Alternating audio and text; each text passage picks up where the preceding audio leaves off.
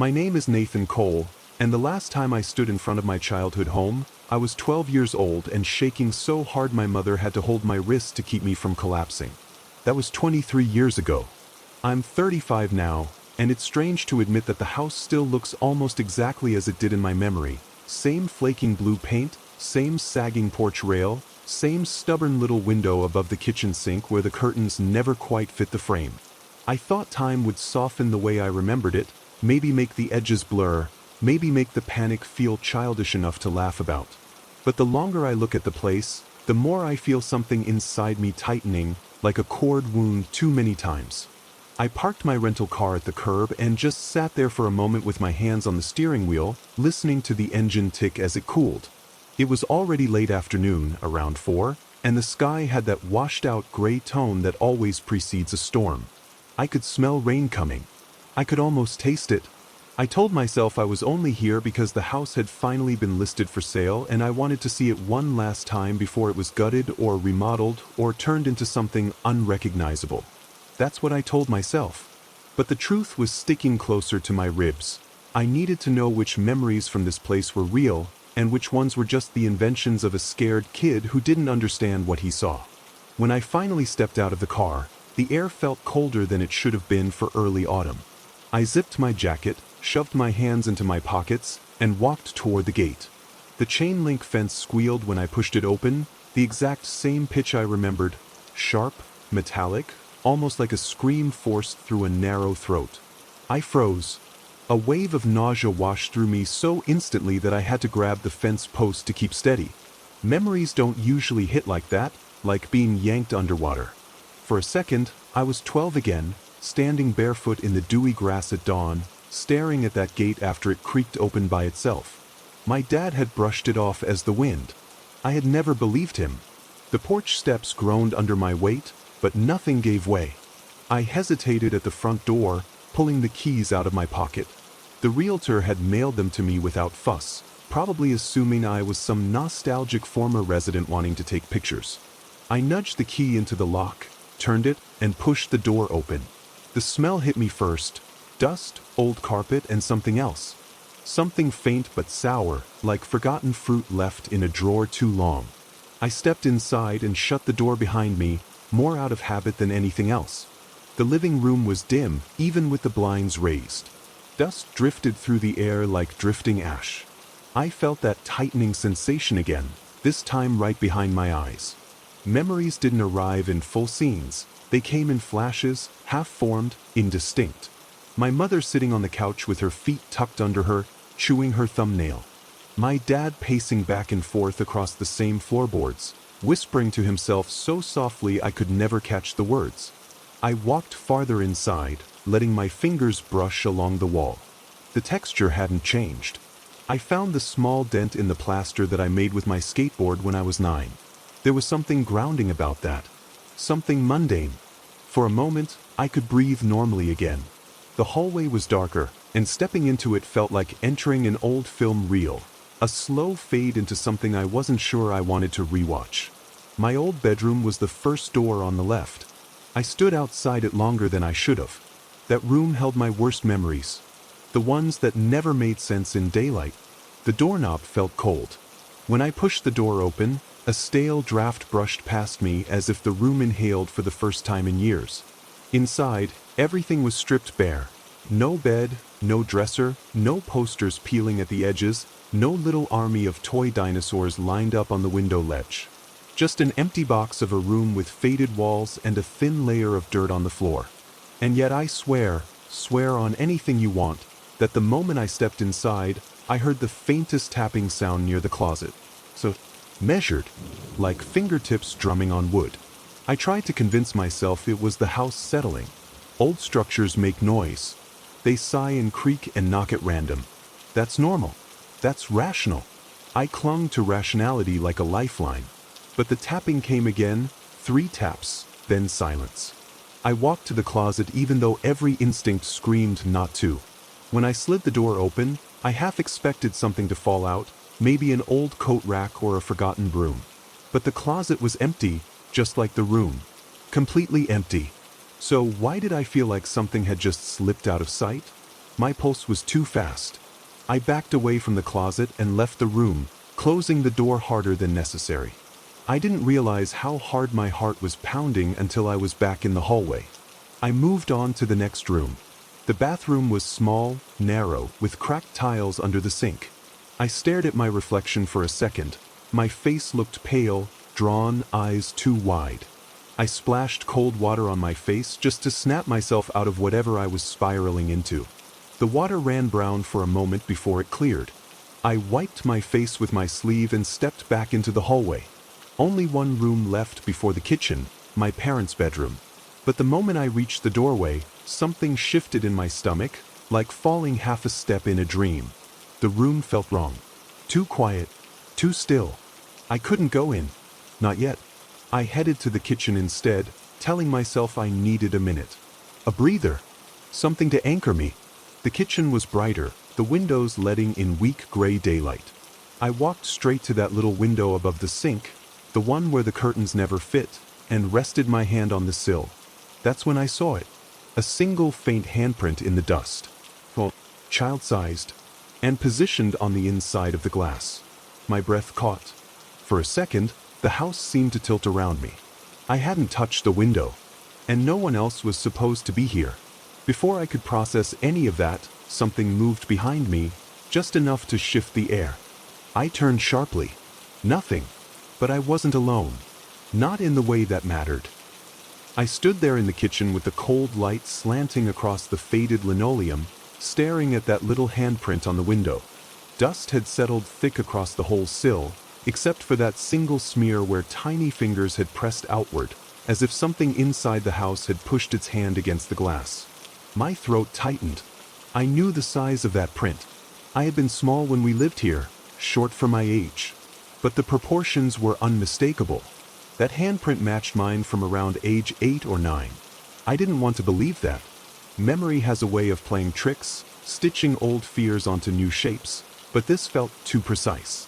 Too intentional. I reached out without thinking and hovered my own hand over the print. It lined up almost perfectly with the age difference. I wanted to pull away, but I couldn't. Something about it held me there, like the lingering warmth of a phantom touch. A gust of cold air brushed the back of my neck. I spun around so fast I nearly slipped. Again, nothing. Only the quiet hum of the fridge, which surprised me because I hadn't expected the electricity to be on. The realtor hadn't mentioned utilities. Maybe they hadn't been shut off yet. Maybe. But the hum felt louder than it should have been. Too steady. Almost like it was masking something underneath. I stepped away from the window, forcing myself to breathe normally. I needed to ground myself. So I went to the old wooden drawer near the stove, the one that used to stick every time you opened it, and pulled it out. Empty. The next drawer down, also empty. Cabinets, bare. No dishes. No leftover junk. Nothing comforting or familiar enough to help me anchor myself in the present. I turned toward the living room again, trying to convince myself the handprint wasn't worth thinking about yet, not until I saw the rest of the house in daylight. I needed context. Needed to remember things clearly. Half memories are dangerous, especially ones born in childhood, and this house was full of them. When I stepped back into the hallway, I forced myself to face the door I'd avoided earlier, my parents' bedroom. I stared at the doorknob. It looked harmless, just a dull brass knob slightly loose in its mount. But something about that room had always scared me in ways I never put into words. Even as a kid, I hated going in there unless both my parents were inside. I remembered waking up at night, hearing low voices through the thin wall between our rooms. Not arguments. Not quite whispers either. Just voices. Like two people holding a conversation while trying not to wake me. But every time I pressed my ear to the wall and listened closely, the words didn't make sense. They didn't sound like English. They didn't sound like anything human, not in the way people talk. Rhythmic.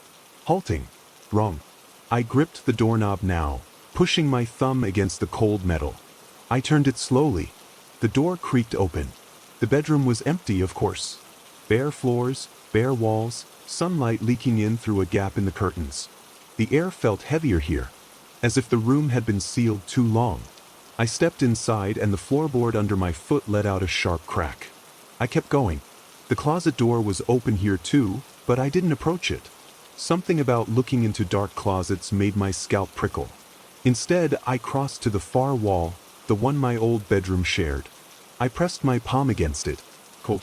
Unreasonably cold, like the drywall itself was holding its breath. That was when it happened. 3 knocks. From the other side of the wall. Right where my hand rested. I jerked it back so fast I left a smear in the dust. My entire body went rigid. The knocks weren't echoes, I know the difference. They had rhythm, precision, and they came from inside my old room, the one where I'd heard the tapping earlier. I forced myself to step back into the hallway. I moved quietly without meaning to, as if I didn't want whatever was behind the wall to hear me. I reached my old bedroom door and stared at it. The knob looked exactly as I'd left it earlier, slightly turned down from when I'd closed it. I put my ear against the wood. Silence. But the kind of silence that presses on your eardrums. The kind that isn't empty but waiting. I opened the door. The room was dimmer than before even though no clouds had passed over the sun. Dust hung thicker now, like a sheet suspended midair. The closet door was still open. The floor looked undisturbed. Nothing seemed different, and yet I felt watched. Not from any direction I could pinpoint, just watched in that primal, unmistakable way where your body knows before your mind does. I walked into the center of the room, took a slow breath, and whispered, "Hello." My voice sounded small. The room swallowed it instantly. No answer, no knock, no movement, but something in the air pulsed. A kind of subtle shift, like a change in pressure before a storm. I backed out. I didn't run. I forced myself not to, but my hands trembled as I closed the door behind me. I leaned against the hallway wall and squeezed my eyes shut until the pressure behind them eased. I don't scare easily as an adult. I've lived alone for years. I've traveled to places where the nights are pitch black and the only sound for miles is your heartbeat in your ears. But this house has always held a different kind of fear for me. A quiet kind. A patient kind. I moved back toward the kitchen because I needed light. Windows. Anything. But halfway there, I noticed something I hadn't seen before. At the end of the hallway, near the living room archway, the floorboards were dusty, except for a set of footprints. Small ones. Child-sized. Bare feet. And they weren't dusty impressions. They were clean prints. As if something had walked through the dust and left perfect outlines. My breath stuttered. There were 2 sets, one set facing the kitchen, the other set facing me. I knelt down without thinking, examining the prints. The size chilled me. They matched the handprint. They matched what my feet would have looked like at 9 years old. The prints facing me felt fresher, less blurred at the edges. But the worst part, the part that made my skin crawl, was the spacing. The prints were too close together and too direct, stopping abruptly a few feet from where I stood, as if something small had walked toward me and then vanished. I straightened slowly, my pulse thundering in my ears. Then, from the kitchen, the refrigerator hum stopped. Instantly, the whole house fell silent in a way that felt wrong, like someone had hit a mute button on the world. Before I could move, before I could even take a breath, a soft pattering sound came from behind me, like bare feet running across the hallway floor. Toward the room I'd just come from. I spun around, but all I saw was dust rising in the air. And the door to my old bedroom? It was open again, just a few inches, as if someone small had slipped in when my back was turned. The door to my old bedroom had definitely been closed. I knew it the way you know your own heartbeat. I had shut it hard enough to feel the vibration through my arm. Now it sat slightly open, a slim dark line of shadow slicing the dusty hallway. A faint draft seemed to breathe out from the gap, cold enough to prickle the skin on my forearms. I took one step backward, not toward the bedroom, away from it. My instinct screamed at me not to look inside again, but fear has a way of anchoring your gaze exactly where you don't want it. The door didn't move. It didn't widen or creak or shift, but something about the angle felt deliberate, like it had been nudged open just far enough for something, to slip through. I forced myself to swallow. My throat clicked like it was dry as gravel. I didn't want to get any closer to that room. but I also didn't want my back turned to it. So I did the only thing that felt remotely safe. I went into the living room, moving slowly, keeping the bedroom door within my peripheral vision for as long as I could. The living room felt lighter.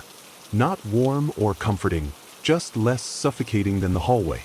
Afternoon light filtered in through the blinds in uneven stripes across the floor.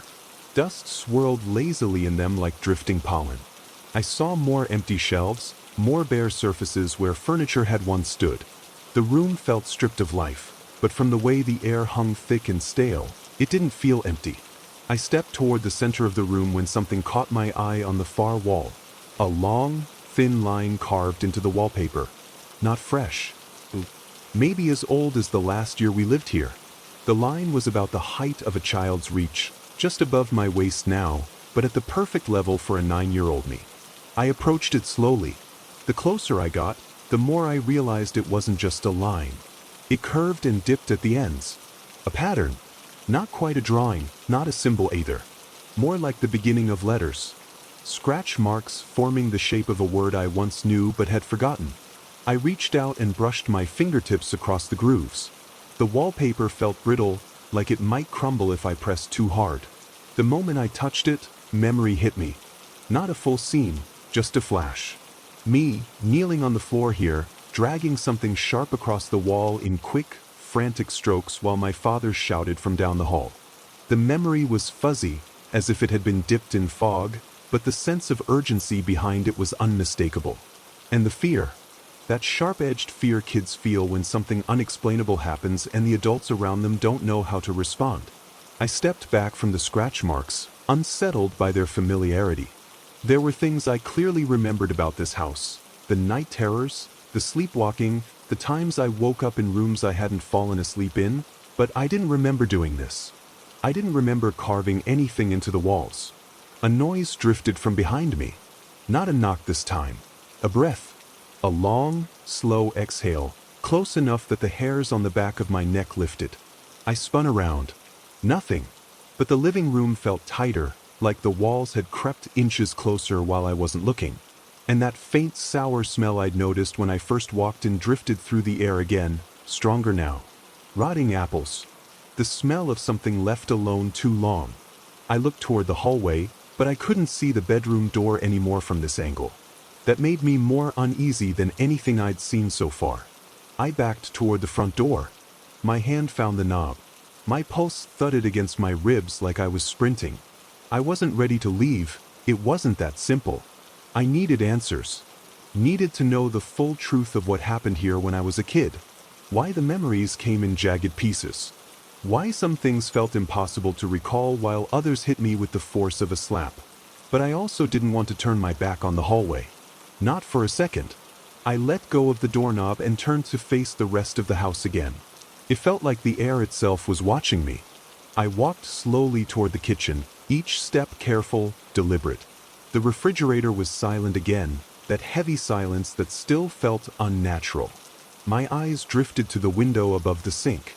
The little handprint was still there, faint but impossible to ignore. Something in me cracked. I whispered, "What do you want?" The house stayed silent, but the air shifted, just slightly, as if something unseen had tilted its head.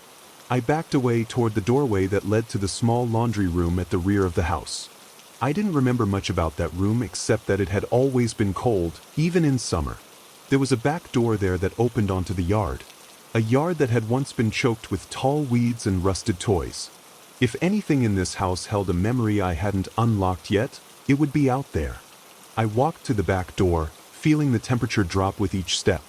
When I reached the door, the cold felt unnatural, like stepping into a basement even though the sunlight was still leaking through cracks in the frame. The lock was stiff when I turned it. The door stuck for a moment before finally scraping open. The yard was still. Dead grass. The skeletal remains of the old swing set rusting in the corner. The swing chains were broken now, but in my memory, they always moved even when the wind didn't blow. I used to stare out at them from my bedroom window and swear someone was sitting in them, invisible and heavy enough to make the seat dip low. I stepped out onto the porch and let the door close behind me. The chill outside felt cleaner than the chill inside. I moved down the wooden steps, half expecting them to give way, but they held. The yard felt smaller than I remembered. Fences have a way of shrinking with age. I walked toward the back corner where the old shed used to stand. The shed was still there, leaning to one side, door slightly ajar like it was waiting. But before I reached it, something in the dirt caught my eye. A faint shallow trench, no longer than a forearm, barely visible under the yellowed grass, but unmistakably hand-dug. I knelt beside it. The soil looked disturbed in a way that didn't match the rest of the yard. Not recent, but not ancient either. A memory stirred, another flash, this one darker. Me at 9 years old, digging here with a garden trowel. Crying. My chest tightened. Something cold settled behind my ribs. I brushed more dirt aside. And there, half buried, was something pale. The piece of plastic. I reached for it with trembling hands. As I pulled it free, I recognized it instantly. A child's nightlight. My nightlight. The one I'd sworn disappeared the same night I told my parents something was in my room watching me sleep. The memory slammed into me so hard my vision blurred. The night I buried it, because I didn't want it to see it anymore. For a long moment I just knelt there, clutching the nightlight like it might pulse back to life in my hand. The shape of it was unmistakable, a cheap plastic moon with a cracked crescent smile. I used to fall asleep staring at that little blue glow. I remembered how comforted it made me feel, until the night it didn't. The dirt under my knees felt damp even though the rest of the yard was dry. A bead of cold sweat slipped between my shoulder blades as I turned the nightlight over. The back panel was still missing, the battery long gone. I remembered tearing it out myself, hands shaking, convinced the glow was attracting something in the room that shouldn't have been there. Something I never saw. Something I felt. My breath fogged even though the air wasn't cold enough for it. I wiped my palms against my jeans and forced myself to stand. The shed loomed ahead of me like a crouched animal. It still had that sagging roofline, the warped boards, the moss creeping up one side. I didn't want to go inside, but something in the pit of my stomach told me I had to. Answers were forming at the edges of my thoughts, fragile and half-shaded. I just needed one more push for everything to snap into place. I walked toward the shed slowly. Each step felt heavier, like the ground wanted to keep me from getting closer. The door hung crooked on one hinge, wide enough that a thin beam of light cut through the shadows inside. When I stepped up to it, the opposite smell hit me, sweet, almost syrupy, something that reminded me vaguely of old wood soaked in rainwater too long. I nudged the door open with my foot. It gave a tired groan. Inside looked exactly as it had when I was a kid. Dusty shelves, abandoned tools, cracked flower pots, a deflated basketball. The floorboards were warped and split. A beam of sunlight cut through a gap in the roof, illuminating particles drifting through the air. For a moment, everything felt almost normal. Forgotten. Empty. Then I noticed the marks. Scratches on the far wall. The same height. The same shape. A continuation of the ones inside the house. My chest tightened. I moved closer, careful not to step on the broken wood. When I reached the wall, I realized the marks weren't random. They formed a curve, the beginning of a word. The same partial shape I'd seen etched into the wallpaper inside. It wasn't my handwriting. Not the childish, shaky scrawl I remembered from school worksheets. These grooves were too careful, too precise. At 9 years old, I wouldn't have been able to carve like this. Not with that steady pressure. Not with that sense of purpose. I reached out to touch one of the marks. Cold. Not like cold wood. Colder, like the temperature dropped only where the grooves were carved. A gust of wind rushed through the shed, rattling the loose boards. The door thumped behind me, and I tensed so hard my muscles cramped. I spun around, heart pounding, but it hadn't closed. It hadn't moved enough to shut fully. It just swayed, the hinge whining in a slow rhythm. I exhaled shakily. Just the wind. Just the old boards. Just normal things. I crouched down to look more closely at the scratch marks. The sunlight was hitting them at an angle, making the edges gleam faintly. And then something shifted. For a fraction of a second, the grooves seemed deeper, darker, like they extended farther into the wood when I blinked. My throat went dry. I backed away from the wall and stood in the center of the shed. There was something wrong with the air in here. Too heavy. Too still. The scent grew sharper, sweeter, almost cloying, like something festering just beneath the surface. That was when I heard it. A soft sound behind me. Not a footstep. A shuffle. As if someone small had shifted their weight from one foot to the other. I turned. Nothing. But the dust in the sunlight was disturbed, swirling in two small spirals. Like someone had just passed through that narrow beam of light. I froze, breathing through my teeth to keep quiet. If I listened hard enough, I thought I could hear something faint, not breathing, not whispering, something like the creak of a floorboard under bare feet. Slow, careful, as if whatever it was didn't want to be heard. Panic clawed at my ribs. I stepped backward, one hand searching for the doorframe without taking my eyes off the center of the shed. The floor creaked again. I didn't wait. I pushed out of the shed, nearly stumbling on the uneven ground. The door swung behind me and hit the frame with a hollow thud that echoed unnaturally, like it bounced around inside the walls before fading. Outside, the air felt lighter. Still eerie, but breathable. I sucked in a shaky breath and looked down at the nightlight still clutched in my hand. A memory rose unbidden, me running into the yard in the middle of the night, holding the nightlight, heart hammering in my chest. I couldn't remember what I'd been running from. Only the sensation. A presence behind me, following but not touching, watching with a patience that felt colder than fear. I remembered digging with frantic hands, burying the nightlight as deep as I could before running back inside. But where had I run to? My bedroom? The hallway? My parents' room? My memories frayed like thread stretched too thin.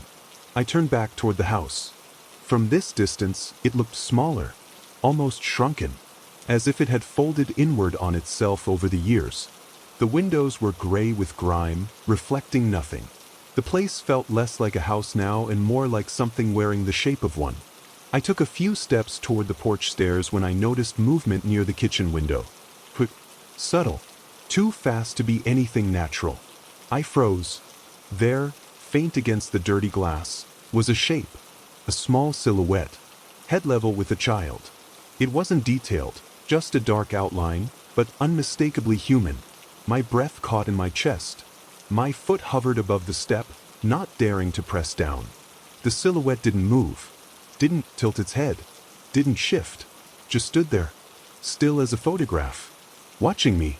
The longer I stared, the more certain I became that the silhouette was exactly where that little handprint sat on the inside of the window. A cold numbness spread through my limbs. Slowly, the silhouette faded, not by moving away, not by ducking or stepping back, but by dissolving, like a shadow erased by an unseen hand. I didn't move for a long time. My legs felt locked. My fingers clenched the nightlight until my knuckles whitened. Eventually, the wind picked up again, brushing the back of my jacket. A reminder that I wasn't rooted to the ground. I forced myself to finish climbing the steps and approach the kitchen door. My hand hovered over the handle. I swallowed hard and whispered to myself, "Whatever happened here, I need to know." Then I pushed the door open. The kitchen was dark. The handprint was gone. And the house, silent a moment earlier, let out a slow, settling creak, almost like a sigh.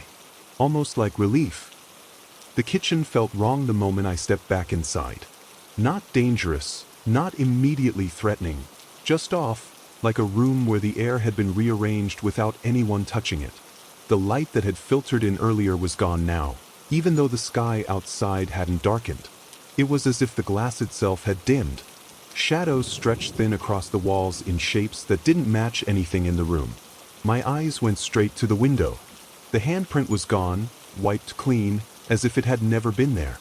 I moved closer and pressed my palm against the cold surface, half expecting my breath to fog the glass. It didn't. For some reason that unsettled me more than anything else so far. I backed away from the window. My foot nudged something on the floor. I looked down. A small trail of disturbed dust. Not footprints this time, but a line. A drag mark. Like something had been pulled or had slid along the floor from the kitchen toward the hallway. A thin tremor ran through me. I followed the trail slowly, my sneakers brushing through the dust. The line was faint but continuous, weaving slightly like whatever made it had shifted its weight or changed directions. It led through the doorway into the hall, past the spot where the small footprints had been. Those footprints were gone too, completely erased. I stopped breathing for a moment. The hallway looked too clean now. Too perfect. An empty, dustless path through the center that hadn't been there before. It was as if someone had deliberately smoothed everything over, removing all traces of movement. Except the drag line. That still remained. It curved toward the living room. I followed it because I didn't know what else to do. My heart hammered against my ribs, each beat sharp and unsteady. My palms were sweating. I wiped them on my jeans, leaving streaks of dust behind. When I reached the living room, the drag line stopped abruptly in the center of the floor, right where I had stood earlier, staring at those scratch marks on the wall. The scratch marks were gone too. Not faded, gone. Wallpaper smooth, seamless, as if nothing had ever been carved into it. I felt something in my mind slip, like a cable snapping under pressure. The house wasn't just decaying, it was changing, swallowing up pieces of the past and replacing them with something cleaner. Something curated, something controlled. I felt eyes on me again. Not a person, not a presence I could explain. More like a memory trying to look at me through a window it didn't belong to. I turned slowly toward the hallway. The door to my old bedroom stood wide open. I hadn't touched it since I came back from the yard. The room beyond looked darker than it should have, the shadows pooling thickly like liquid. My instincts screamed at me not to go near it, not to step inside, not to even acknowledge it, but I couldn't avoid it forever. Every part of me knew the answers I needed. The truth buried under years of blurred memories waited in that room. Whatever had happened to me here, whatever had followed me then, whatever had driven me to bury my nightlight in the yard, it all centered in that space. I took a step toward the room. The hallway floor creaked under my weight, the sound unnaturally loud in the stillness. Another step. The doorway loomed ahead, darker with each inch I closed between us. When I reached the threshold, I felt the temperature drop. Not a slow descent, an immediate plunge, cold enough that my breath finally fogged. I braced myself and stepped inside. The air smelled like old wood and stale fabric. The dust was thicker than before, stirred into faint patterns across the floor, like someone had paced in circles for hours. The closet door was shut. Not open. Shut. My pulse spiked. I hadn't shut that door. I knew I hadn't. The first time I'd opened this room, it had been ajar, cracked just enough for darkness to spill out. Now it was closed so precisely it looked intentional. I approached it slowly. My footsteps were too loud. The floor groaned under me as if the house were listening. When I reached the closet, I hesitated. My hand hovered inches from the knob. A memory flickered, me, small and trembling, staring at this same door while something inside whispered my name in a voice that wasn't mine. Not whispered, imitated, like someone learning to speak by copying sound. My stomach twisted. I exhaled and gripped the knob. Cold. Ice cold. I turned it. The door creaked open a few inches, then stopped, like something on the other side resisted the movement. I pushed harder. The door gave, but only slightly. Something soft thudded against the floor behind me. I spun around. A photograph lay face down in the dust. I bent to pick it up. My fingers trembled as I turned it over. It was me, 9 years old, standing in this same room, in front of this same closet. My eyes were wide, my mouth half open like I was mid-breath. And behind me, inside the closet, in the darkness, a shape loomed. Blurred, human-sized, but hunched. Shoulders curled forward. Hands long. Too long. I felt the blood drain from my face. I hadn't remembered this photo. I hadn't remembered anyone taking it. But there it was, aged at the edges, yellowing, real in a way that made my head pound. I stepped backward without thinking. The closet door swung fully open behind me. The sound was slow, deliberate, wood dragging against wood. Cold air spilled out across the floor like fog. I turned slowly, dread blooming hot in my throat. The closet was empty, but on the back wall, where it had always just been plain with slats, new scratch marks clawed into the surface. This time, the word was complete. I stepped closer. Dust fell from the grooves as if they'd been carved moments ago. The word was one I didn't understand at first glance, jagged letters, uneven strokes, but then something in the back of my mind cracked open like an old box. A memory. My father's voice whispering through the wall late at night. My mother crying quietly behind a closed door. Me hiding under the covers while something in the corner breathed softly, matching my breath too perfectly. And then, unmistakably, the meaning of the word clicked into place. Not English. Not any language I'd learned, but one I somehow knew. The word carved into the wall was "come." My chest tightened, because it wasn't written to me. It was written by me. For a long moment, I just stared at the words carved into the back of the closet. My throat felt too tight to swallow. My hands tingled like they didn't belong to me. I kept telling myself it wasn't possible. I was 9, terrified, barely able to sleep alone, let alone carve something this deep into solid wood. But the grooves looked old. Weathered. They had been there for decades. They had been waiting. My breathing turned thin and shallow. I backed away from the closet, my feet stumbling in the dust. The room seemed to tilt slightly, shadows shifting as if the walls themselves leaned closer. I clutched the edge of the dresser that wasn't there anymore, muscle memory reaching for something long gone, and steadied myself. My mind tried to piece things together in jagged fragments.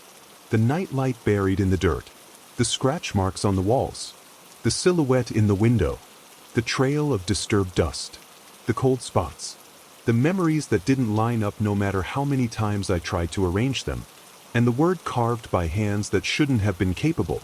Come. It echoed in my skull. I didn't want to be in this room anymore. I needed air. Distance from the closet. I stepped into the hallway, swallowing hard, and turned toward the living room. The air felt thicker now, heavier with each step, like the house didn't want me leaving that spot. A floorboard creaked behind me. Not mine. I didn't look back. Not out of bravery, out of fear that if I turned around, I'd see a small barefoot shape standing behind me. I moved into the living room, forcing my feet to stay steady. My pulse pounded against my ribs so hard it made my arms tremble. The shadows in the room were longer now, stretching across the floor like dark water.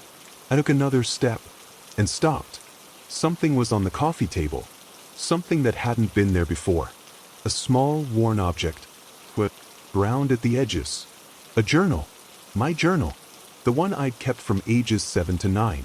The one I remembered losing. The one my mother claimed she'd misplaced when things were getting bad in this house. My stomach clenched so hard I had to grip the back of the dusty armchair to stay upright. I approached the journal slowly. The cover was cracked, the spine bent from years of neglect. My handwriting was still faintly visible along the top edge. Nate's book. I reached out and touched it, as if someone had been holding it moments before. My throat tightened. I opened it to the first page. My childish scrawl stared back at me, shaky letters and uneven spacing. I heard it again last night. The thing in the closet. The air left my lungs in a rush. I turned the page. Mom says it's bad dreams, but I was awake. I know I was awake. It breathed like me. It copied me. Page after page, memories I had buried under years of distance spilled out. It knows when I'm scared. It waits until the lights go out. It sits in the corner where the moonlight doesn't reach. It whispers my name with my voice. My vision blurred as I flipped faster, each entry more frantic, the handwriting more uneven. Dad said not to talk about it anymore. Mom cried when he said that. It touched my blanket last night. I think it wants me to go somewhere with it. I don't want to. I don't want to. I don't want to. My hands shook so violently the pages fluttered. The final entry spanned an entire page, written in thick, jagged strokes that cut into the paper. It wants me to come back. It says I already promised. It says I belong in the dark. It says I'm already halfway. My skin crawled. Halfway to what? Before I could process anything else, the house made a sound, a deep, resonant groan from somewhere beneath the floorboards. It rolled through the room like a shift in weight, like something large repositioning itself. I snapped the journal shut. The sound wasn't the house settling. I knew that with the same primal certainty I knew when a storm was coming as a kid. Something had moved. Something that had been waiting below, under the house, or behind the walls, or in the crawlspace we were never allowed to go near. I placed the journal on the table with trembling hands and turned toward the hallway. That was when I heard it. From my old bedroom. A soft sound. A child's voice. Not words. Not crying. Not humming. Breathing. Steady. Measured. Matching mine exactly. My chest tightened like a fist closed around my lungs. The breathing grew louder. Not quickly, slowly, like something stepping closer to the door. The sound of air filling small lungs. Exhaling in perfect sync with my own. Panic surged through me. I stumbled backward until my calves hit the couch. The breathing didn't stop. It didn't falter. It matched every tremble in my own breaths. I clamped a hand over my mouth. The breathing on the other side didn't mimic that. It kept breathing freely. Independently. My body went cold. A soft tap followed. 1, 2, 3. On the bedroom wall. Right at the height of a child's reach. I stepped backward into the kitchen without realizing it, my spine pressed flat against the counter. My breath came too fast, too shallow, struggling to match the steady rhythm coming from the hallway. Then the breathing changed. It shifted pitch. Lower. Older. Like a child imitating an adult voice. Or an adult imitating a child in reverse. My stomach lurched. Footsteps followed, soft, bare, rapid, running across the hallway floor. Straight toward me. I bolted through the kitchen door and slammed it behind me, gripping the handle so hard my knuckles burned. Something hit the other side lightly, not slamming, not clawing, just touching the door as though feeling for me. I backed away slowly. The air was thin, cold, tight. My heartbeat thudded in my ears. For several long seconds, nothing happened. Then, so soft I almost thought I imagined it. A whisper. My name. In a voice identical to mine at 9 years old. But spoken with slow, precise patience. Nathan, you came back. My knees nearly gave out. Because the voice wasn't coming from behind the door. It was coming from inside the kitchen. Just a few feet behind me. I didn't turn around at first. I couldn't. My whole body locked up the way it does in nightmares just before something grabs you out of the dark. The kitchen air felt thick enough to swallow. My ears rang with the echo of that voice. My voice, but younger, the version of me that hadn't yet learned fear had teeth. Slowly, with a stiffness that felt unnatural, I turned. The kitchen was empty. No movement. No shape. No small figure crouched in the shadows. Just the silent hum of a fluorescent bulb flickering weakly overhead. Dust drifted lazily across the sunless light. The refrigerator stood silent. The cupboards were closed. The table had nothing on it but the scars of old knife scratches from when my mother cooked here. But the voice had come from right here. Right behind me. My heart thudded so hard I felt it in my teeth. My hands shook uncontrollably as I stepped backward until my spine pressed against the counter again. I scanned every inch of the room without blinking. Nothing. But nothing shouldn't feel this heavy. Nothing shouldn't have weight, or presence, or eyes. A soft creak came from the hallway. The kind of creak the floor makes when someone takes a single careful step. I froze. Then another creak. Slow. Deliberate. Like bare feet moving across old wood. I backed toward the back door, never looking away from the kitchen entrance. If something came into view, I needed to see it before it saw me. My fingers groped behind me for the doorknob. Cold metal brushed my knuckles. That was when the hallway went silent. Completely silent. My breath caught. Then, that small voice again. Still using my childhood pitch. Still shaped like me but spoken with something older underneath. Don't leave this time. The words weren't loud. They didn't echo. But they hit me like someone had driven a nail into my spine. I yanked the back door open and stumbled out onto the porch. The daylight nearly blinded me. My lungs sucked in deep, ragged air like I'd been drowning inside. I didn't hear footsteps following. No movement behind me. But the silence of the house pressed against my back as I stepped off the porch and onto the dirt path in the yard. I didn't dare look through the windows. I reached the middle of the yard before I finally turned around. The kitchen door hung open behind me. Beyond it, the interior of the house looked darker than before. Not dark like shadows, dark like depth, like the house was stretching inward farther than the structure should allow.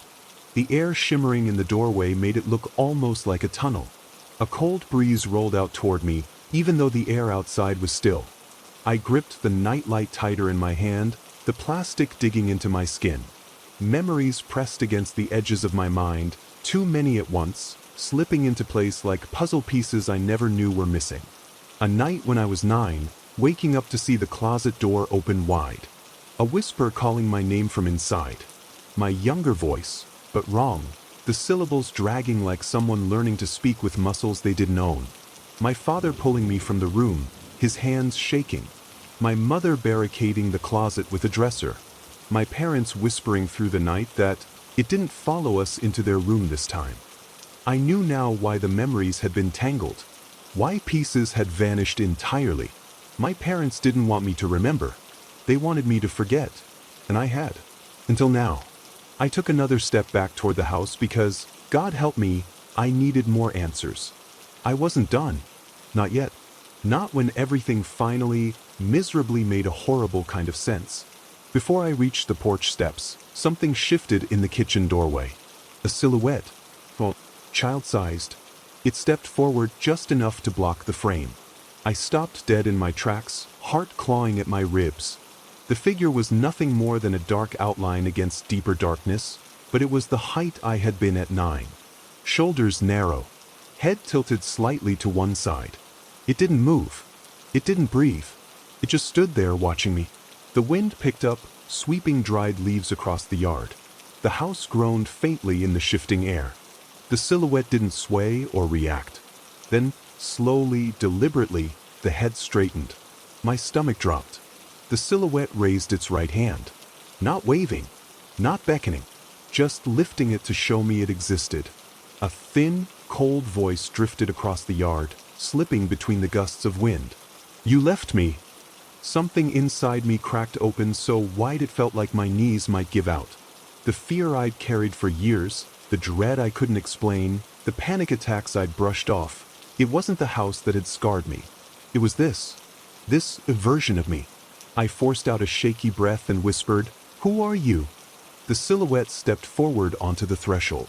Not out of the doorway, but close enough that the faint light brushed across its edges. Its voice came again, fragile, trembling, but too controlled to be human. "I stayed here. You didn't." I could feel my pulse dripping cold down my arms. "I'm not you," I whispered without meaning to. "Whatever you are, you're not me." Silence. Then softly, "I was supposed to be." My mouth went dry. Every instinct screamed at me to run, not just from the house, but from this entire street, this entire town. But the silhouette didn't move again. It stood completely still in the doorway, waiting. The waiting was somehow worse than if it had rushed at me. The wind died. The yard fell silent. And then, from deeper in the house, somewhere beyond the kitchen, somewhere near the baseboards or the crawlspace or the walls themselves, came a new sound. Knocking. Slow. Measured. A rhythm I recognized from childhood. 3 knocks. Fuzz. 2 knocks. Fuzz. 3 knocks again. My stomach twisted violently. That was the pattern I used when I wanted my parents to wake me up without turning on the lights.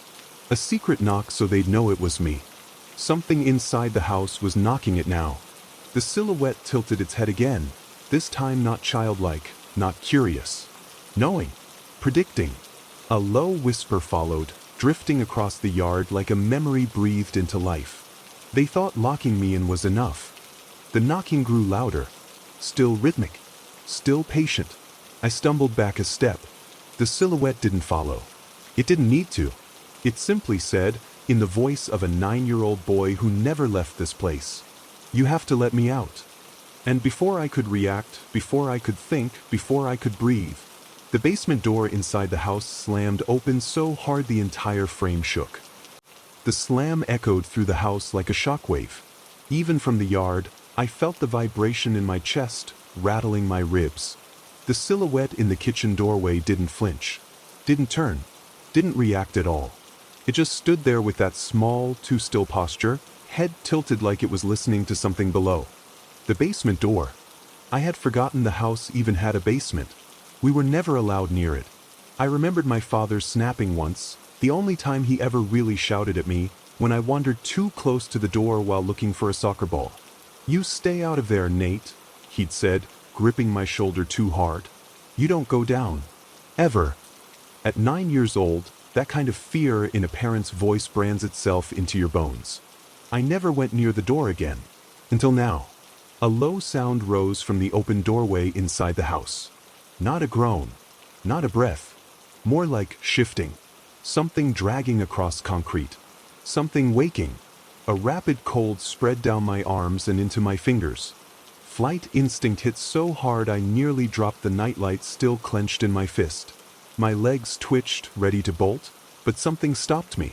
Not fear. Recognition. The sound coming from the basement was familiar in a way that made me shake. I had heard it as a child. At night. Through the vents. The dragging. The shifting.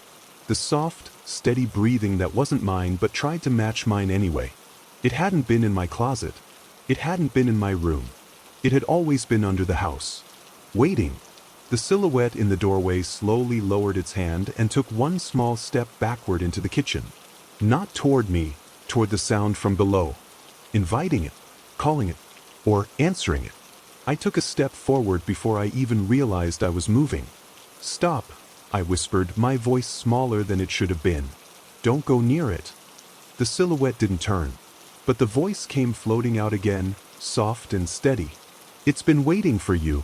Another dragging sound from below. Louder this time. Something brushing against the walls. Something with weight. Something that seemed to move on limbs that didn't know how to be limbs. My heart crawled up into my throat. "No," I whispered, breath shaking. "No, that's not. I didn't." The silhouette cut me off by speaking in perfect sync with the next part of the memory blooming in my mind. "You promised you wouldn't leave me alone." A rush of nausea hit me so hard I had to grip the porch railing. A promise. A whisper in the dark. My tiny hand on the closet door, my voice trembling. "I won't leave you. I promise. Just stop." A voice in the dark mimicking me. "Stop, stop, stop." The memory hit too fast. It blurred at the edges, but the truth inside it was sharp enough to bleed. I had promised something, someone, something down there that I wouldn't leave. And then my parents dragged me out of this house.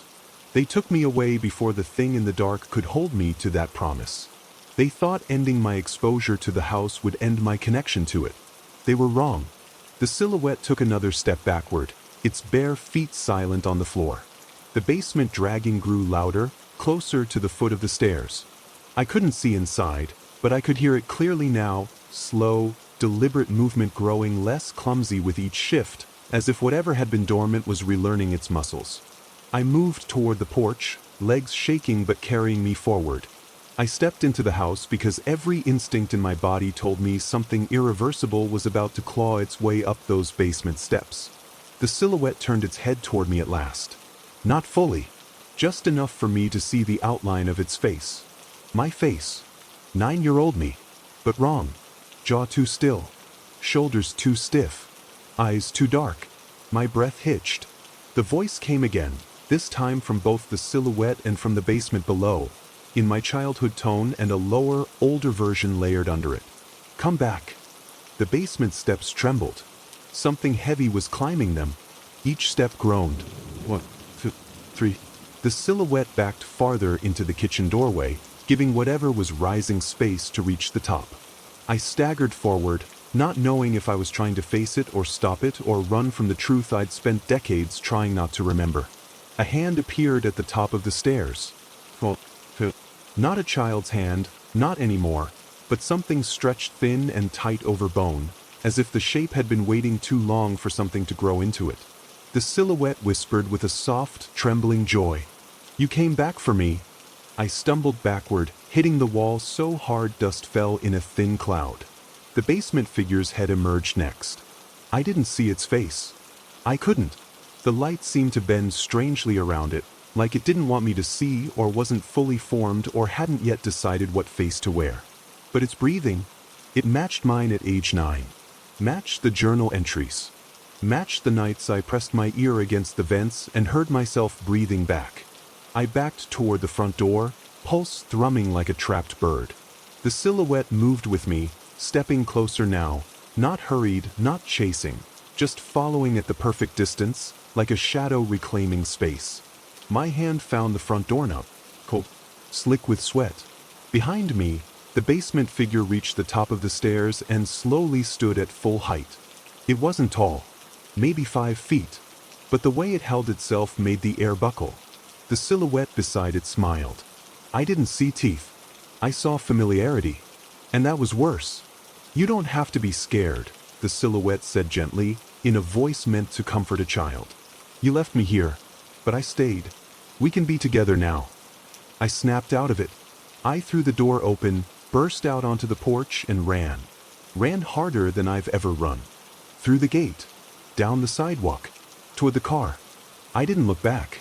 Not even when something inside the house called after me in 100 overlapping versions of my own childhood voice, echoing down the street like a broken choir. "Nath, come back, come back, come back." I didn't stop running until I was in the car with the doors locked and the engine roaring. I peeled out of that neighborhood like the pavement was on fire. When I reached the highway, my lungs felt shredded, my throat raw from panting. Only then did I look in the rearview mirror. For a fraction of a second, just a flicker, I saw a small barefoot figure standing at the end of the street. Watching me. Not moving. Not following. Just waiting. Exactly the way it had for 23 years. I kept driving. I didn't slow down. I didn't look back again. But even now, hours later, in this motel room miles away, I keep hearing that small voice whispering from the corner of the room where the shadows pool darkest. "You promised." And I know, deep down, that I haven't escaped anything. I only reminded it where to find me.